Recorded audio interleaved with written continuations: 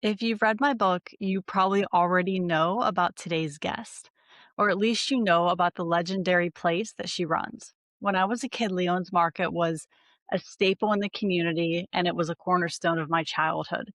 So today I have the person here who's keeping this legacy going, Vicki Hiteshew, and she is from Leon's Italian Market. How are you, Erica?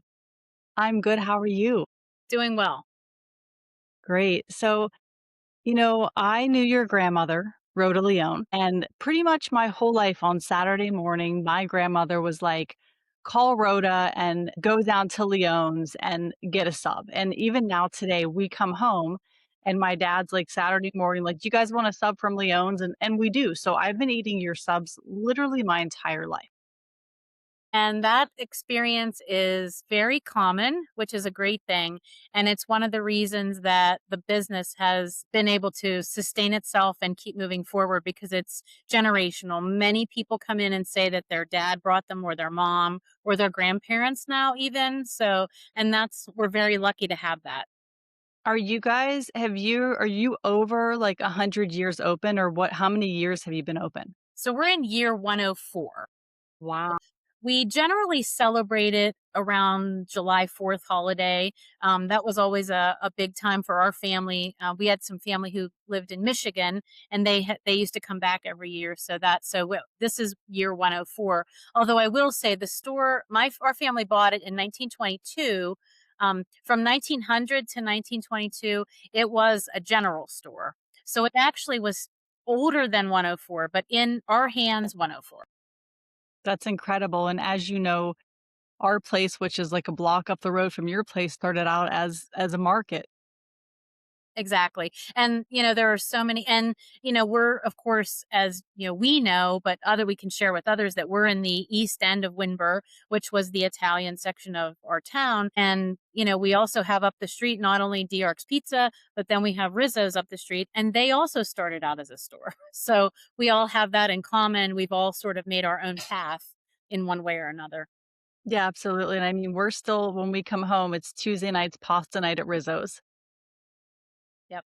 And we go there. I laugh because when I'm around people that go to Rizzo's, frequent, like if I'm at work or someone's discussing it, to us, it's like how you described coming to my grandma's. That's how we feel about going to your place for pizza or to their place for an Italian meal, a full meal. So it's like a neighborhood thing in addition to a special occasion. Yeah, yeah, absolutely. So, I want you to take me back to, like, the very beginning of how Leon started. So my great grandfather had a brother, and his name was Antonio Leone. Mhm. And he came from Italy with my great grandfather. And my grandfather was a small child. He was only about 8 or 9 years old. Their mom stayed in Italy. And he also brought some other brothers who came with him. And they were school teachers in Italy. So that was their trade over there, if you want to call it that. I guess I shouldn't call it a trade, but you know what I mean. Yeah. So they came to Italy and they decided they wanted to go into the store business. Unlike most people who are in Wimber or from Wimber, we ironically do not have a coal mining background. So they bought the store. My grandfather worked at the steel mill. Both my grandfathers were steel workers. So Okay. my grandpa, so it would be his uncle had the store, passed it to his dad, and then when his dad died, he passed it to my grandparents. And my grandfather worked as a welder at Bethlehem Steel in the car shop. My grandma ran the store. And then unfortunately, my grandpa died at 52. He had a heart attack one day when he was at work, It's young. very young. And Yeah. my grandma was a few years younger than him. She was maybe like 48, and she was widowed. And the only thing she had was the store. So unfortunately, she had to make it work. It just had to work. And in another strange, ironic twist, my grandmother's sister was also widowed in her late 40s around the same time. So they clung together. My aunt worked at the bank. She got a job at the bank after she was widowed, but she always Yeah. helped us in the store. And I think that was another thing that solidified it as being our family business and us all chipping in, was that the fact that my grandmother was left at such a young age as a widow. Yeah, absolutely. She started working here though right when they got married, 1941. Like they got married on Saturday, she started on Monday. There was a Wow. little break in between. They went to Michigan for a few years. They thought about moving there permanently, but they decided to come back home. So when they came home, then obviously it was the store and my grandfather's job. Um, so when he died, she ended up actually another ironic thing is it wasn't even her side of the family, but she was the longest employee. She worked here 78 years. So from the time she was 17 till she was 95 when she died. And she if anybody knows, I mean, I know you and your family knew her. For those who didn't know her though, she literally worked. I mean, she like when I say she worked, she may not have been making every sandwich, but she was answering the phone, doing all the ordering, and she was here 6 days a week from 6 to 6. So, I don't know anybody who can work those hours. I couldn't do it myself, but it's just strange that it wasn't even her family store and she worked here the longest. So, Yeah, I mean, I've come into the store my entire life, but as a child, I would come into the store, she was always in the store. yep. She didn't have anybody help her until around the early 80s. So, it was a grocery store. They had, all the things that you would go to an Italian store to get, the baccalà, the olives, the all those staples that you would go to Yeah. now for a specialty market. And of course, corner groceries, things like that. And my aunt, whose husband died, before he died, he was a truck driver. And he would go over the road and bring sandwiches home. And he said to my grandma, you could do this. You have the deli. Why don't you try it? So in the late 80s, she decided one week to do it. And she sold, I'll never forget the story. She told me she sold 5 the first day. And she thought that was like the greatest thing ever. And Yeah. then it just kind of took off. So she did it herself. I mean, she was here basically herself from the early 70s. And then around the early 80s, when the sub business really started to pick up, she had family friends, Helen Pallow, Joe Mhm. Pella's grandma. She was the Mhm. first person to work at the store that helped my grandma. Josephine Zabronchnik, those were the first couple people. They came like 10 to 2 to work the lunch hour. She'd handle the morning, they would handle the afternoon. And then as time progressed, we all chipped in. We would work on the weekends when we were, even when I was in college, I went to school at Pitt in Pittsburgh. I came home every weekend and I worked in the store. My aunt Wow. who worked at the bank, my other aunt was a nurse, my cousin, my aunt and uncle when they would be home, everybody chipped in. So that's sort of and it just kept getting busier and busier. And then when my grandma she was never sick. I mean, honestly, my grandma never she literally and I hope this doesn't sound I don't mean it to sound cold, but my grandma literally had a cardiac arrest after a doctor's appointment. She went to a doctor's appointment and came home, and she always told us, she said, I want to die at home. I don't want to go to a nursing home. I don't want to be sustained in any way. And that's Yeah. she exactly got what she wanted. I mean, I don't think anybody I know that ever gets exactly what they want, but she did. And so I was always interested in the store. My mom and I both were, but of course my mom died very young, unexpectedly. So Okay. that left her out. My mom has a brother. He lives out of town. They're school teachers. They're retired. They have a daughter and they've lived out of town for many years. So when he and I, that evening after she died, he said to me, "What are we going to do tomorrow?" And I said, "About what?" And he said, "About the store." And I said, "Well, the store is going to open." And he said, "Are you sure?" And I said, "I am." And I said, "My grandmother never discussed that. She never talked about, we're going to do this, this, or this." But about 3 years before she died, and I had actually, when I came home from college, like I lived here with her. I spent a lot of time with her. One, Yeah. she just said to me, "I don't want the store to close if I die." Oh, I blew it off and I said, "Oh, come on, Graham." I said, "The store is not going to close. Why would the store close?" And so I told him that story and he said, "Okay, then we're going to open." So and I didn't do it to be disrespectful. It wasn't about money. It was about, I know what my grandma would tell me. And she would, like, I usually, as, like local colloquial I can get, if it was a wagon train and my grandma died on the wagon train, she would tell you, bury me, put up a cross, and then you've got to go. The wagon train's got to keep moving. So yeah. that's what we did. And Another strange thing that happened was my grandma died right before COVID. She died November of 19. And honestly, I think COVID helped us. It was a boost because we were takeout Yeah. and a lot of people wanted takeout and they wanted quick, easy in out, in and out the door. And so that's what we had.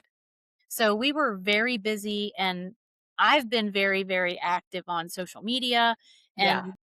and that's what I actually, went to school for writing before I became a funeral director. So I was like, I'm going to keep hammering this. I'm going to do this. And Yeah. if you don't keep getting new people in the door, then obviously the grocery customers and that whole thing about the store, it's just gone. It just isn't like your grandparents when they went to pizza. The grocery business is not a thing anymore. So Yeah.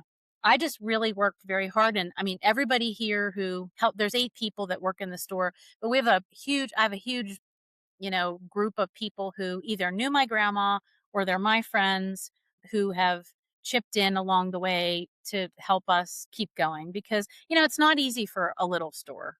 Yeah. It's not easy to source product. They don't make it easy. And you know that from your family's place. It's just difficult. Yeah. Yeah. And I will tell you, like, I've watched the evolution and the amazing stuff that you post on social media. And what I love about your posts is it gives you that love and that nostalgia for this place that you've been going, which is so, so cool. And also obviously the food is delicious. It's just the customary amazing stuff we've been eating, our whole lives. Well, I appreciate that. And the biggest thing, and I appreciate you recognizing my posts and what I'm trying to do. And if there's anything I could say about my grandma, I can't speak too much about my grandpa. I was only like 3 when he passed away. So I can't speak only what I've been told. But I just know that their house was always open to everyone. And it was not unlike or unusual for us to have somebody at the house who didn't have somewhere to go on a holiday. Or, my grandma talked to every person who came in the store, every person.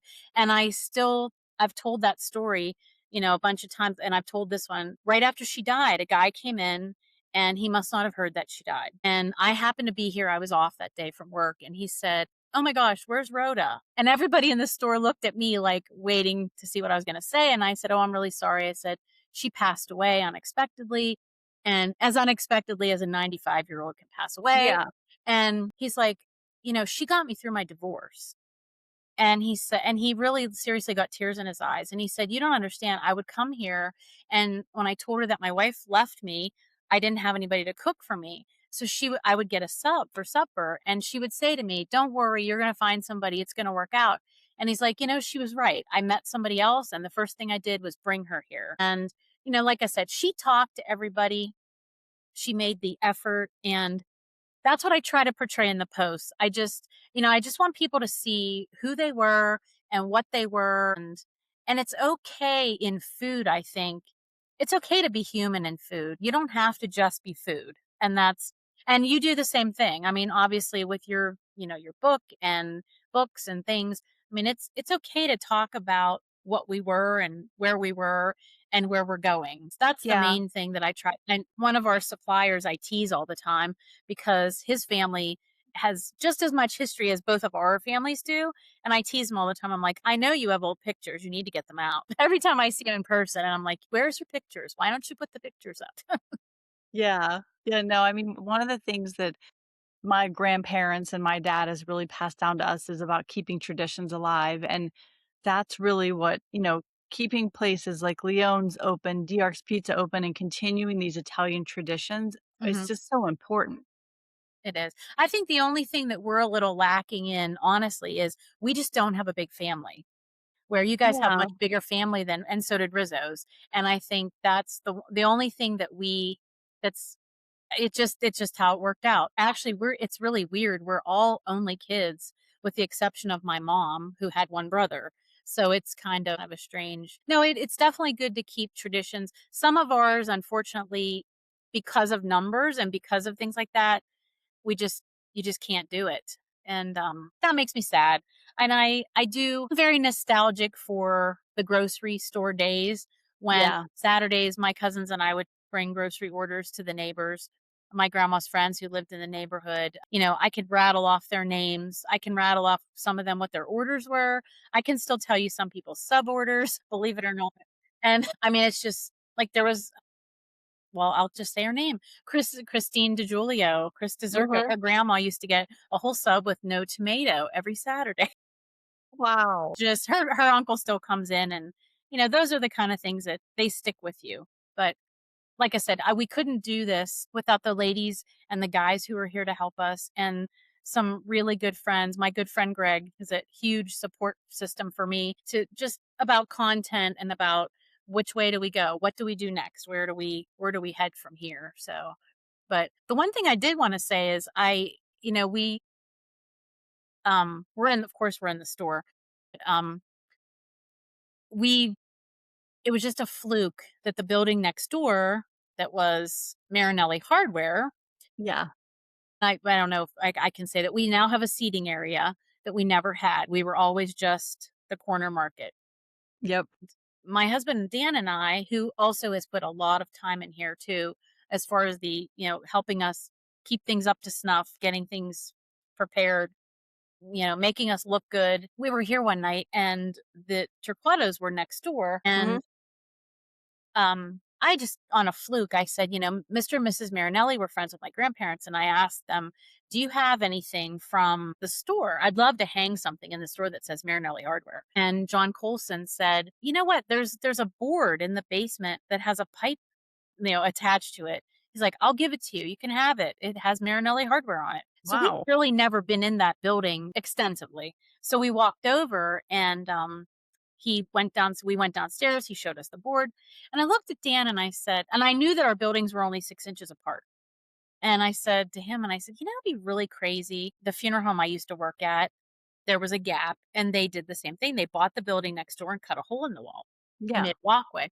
So I said, wouldn't it be crazy if we could buy this building and cut the hole in the wall and make a seating area? And so we were walking out, and I threw it out there to John Colson. I said, hey, if you ever decide to sell this, give us a call. Well, 2 weeks later, he called me, and he Wow. said, Jack Torquato was, he was like my grandma. They were older, and, she had, of course, passed, but, they didn't want a 3-story building, Yeah. that kind of building. So anyway, one thing led to another, and that's exactly what we did. And it kind of goes back to when I was growing up. The truck drivers and people would eat in our parking lot. Like, they would sit in their car and eat their sandwich a lot of times. Yeah. I just thought it was a travesty, and that was always, I used to have weird visions when I was a kid, like, it's really strange going the opposite way and cutting a hole in the wall in our parking lot and having a room. So it's really Yeah. weird that I'm not like a not that I'm not saying it was a premonition or anything, but I used just to imagine it. So anyway, so that's exactly what we did. So it just worked out. We got a contract, we bought it, got a contractor and said, this is what we want to do. There happened to be a window right where the doorway is. So they measured it out, which I do have some great pictures of that. We kind of have pictures of the whole stage. And they did a fantastic job. I mean, it was seamless. And so now people can come in and they want to eat over there. A little bit of confusion every once in a while. We'll have somebody who thinks it's a restaurant. But Sure. but everybody here knows to explain it, that how it works. And so it worked for them. They weren't interested, and it gave a different dimension for us. And now we rent it out for events and parties and things like that. That's And so it's cool. I love that you added on, and it seemed like too you've added on to the food offerings. We did. We added, so we had people right around the COVID, and I apologize, the phone's ringing. It's Sometimes it okay. rings. It happened in Um, New York City, so when we're close too. exactly. And my grandparents, that was their phone number. They never had their own phone number. So the store line was always their phone, which was why my grandma always picked up the phone and said, Leone's. Yeah. So we right around COVID, we started having people ask about gluten-free and things like that. Yeah. Unfortunately, we get from Pacifico Bakery in Altoona, they do not offer gluten-free. So some friends said, "Have you seen anything online about this pickle sandwich?" So I went on, did some research, and we tried it. So we do a pickle sandwich that is literally no bread, just the full size dill pickle. And then we do salads. My grandma always would do a salad if somebody wanted one. Yeah. She didn't like make them up and have them. And I mean, we don't do anything like that as far as making things and keeping them prepared or anything. But yeah, there's other things I wish, yeah, I hope that we do or maybe move into at some point. Not cooking, not a restaurant, nothing like that. I would never, that's just beyond my realm, but that's, that let that for folks that cook. Yeah, I can understand that. I will Yeah. tell you, it's so funny, is growing up, I had the Italian sub. We got the Italian sub, like, I think that was all we ever got. So then on social media, when I saw, like, I was like, "Oh, they have other subs," like, not knowing this for my entire life because my dad and grandparents always got the Italian sub. Right. Right. The one that my grandma, I think, was most proud of, that we sell it, but it's not, I don't know why. To me, it seems now that we don't sell it as much as we did, was the cheese sub. So Mm. she has pimento, Munster cheese, and provolone. And that was her big thing for Lent, the cheese. Yeah, I would say the most popular is turkey and Italian. And right Mhm. after that would be the regular, which is chopped ham and cooked salami, and then ham, baked ham. But we started doing wraps. We had same thing. We had people ask for low carb. So and we have regulars who get that all the time. Yeah, no, I get that. I know there's places that I go to that I get. I mean, when I come up to DR, 'cause I get the same thing all the time. It's just my favorite. I like the regular pepperoni pizza. That's my favorite, or with the hot peppers. Yep. So, No, and listen, I'm so same. old that I remember your grandpa making his own peppers, and let me tell you what, they were very hot. Yes, I I like I hot, but remember. they were really, really hot. That's Yeah. He made peppers a lot.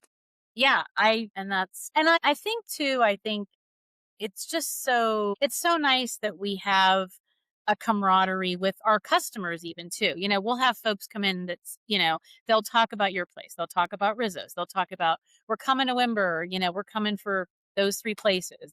And I appreciate that. I definitely want all of us to be a destination, not just, I mean, the corner thing is great. And I love being the local go-to. Yeah. And then I guess the only other thing that we did too that was a little different was, unfortunately, the Andersons building went into serious disrepair. I And remember. we had some issues with the building right after we got Marinelli's, and we just couldn't do it. It was a water issue. So we were able to buy that building. Unfortunately, it had to come down. My cousin teases me and tells me that, I ruined his childhood because we tore down the candy store. No. We talked about it for a while, and then all of a sudden we just did it. Behind me is actually the candy section. So my goal is always, I am always on the lookout for anything that was from my era. And we sell a lot of candy, and it's to adults.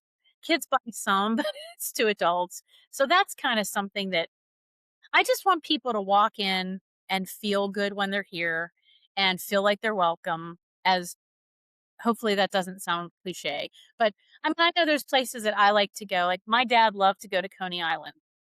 Oh, I love Kern Island. Yeah, my friend Greg and I have gone to Coney Island with my dad numerous times in our lives. And when my dad passed away, now I have pictures of him there, and we have great memories. And when I go in there, I feel like I remember those times when we were there. And that's what I want people to do here. I just want people to come in and like talk about my grandma, talk about times that they were here and want to come back. And Yeah.